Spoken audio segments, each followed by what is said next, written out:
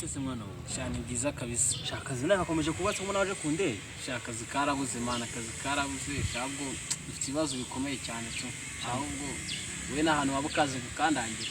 sha amafaranga yabuze ndagatse ko nanjye wese naje ku ndege mwana kandi bajya bavuga ngo mu mpeshyi ngo muzuba ngo niho akazi kaba kariho. Ubu tuvugana nubwo wamakazi ko gukora ari ako mu rugo, ari ako gucukura toilette, ari ako kuvutindura ibiki, nta kazi na kamwe nakora.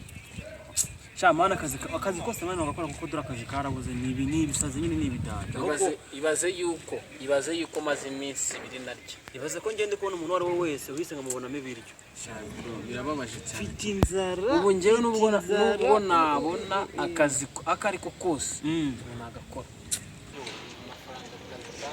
ubona ko yabuze karabuze kandi wa muntu rwose umeze bite wewe kapitani nabonye harakwisha cyane ikora none se dura akazi kabuze mwana dore tuba twaje ku ndege reba ku muntu dufashana bose dufasha tujyane byose twabishobora byadanje ahubwo ngere ka tugende guhenda tugaga no gutinda tuvuga mu magambo menshi bose urangira akazi ko uyu nguyu niwe wakabasha ndabona ari yavamo n'igikarayi akikorera igikarayi gute sinjyaho nanjye kazi majya gakora mine wewe utahanza garuka murebe nari nta kibazo nyine rwose ubwo ngo ryawe gese ndabana bakora gute ngo tugende turebe ibyo ari byo sawa nari nawe komeza uhige kungura akanya nyine gwadura umunyakazi komeza uhige nari binyine ubwo nari turaza ndaje mbirebe niba uzifite ikibazo imbaraga nyine ko karahari igikarayi we nabonye pe rwose ngenda bikora neza cyane kandi ngewe ukeka yuko uri bwaze